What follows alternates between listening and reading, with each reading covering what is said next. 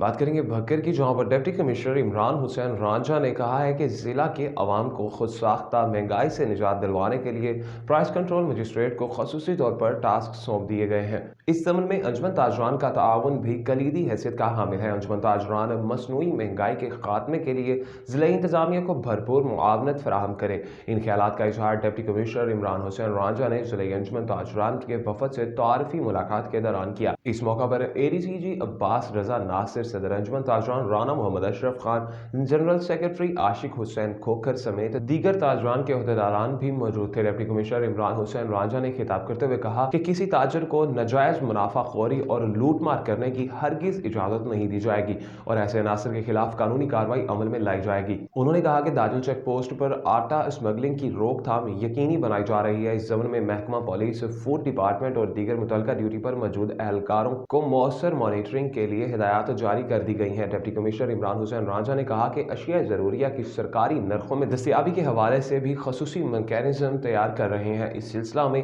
Price control magistrates को गैर मुआवन अनासर के खिलाफ कार्रवाइयाँ मजीद सख्त करने के अहकाम जारी कर दिए गए हैं।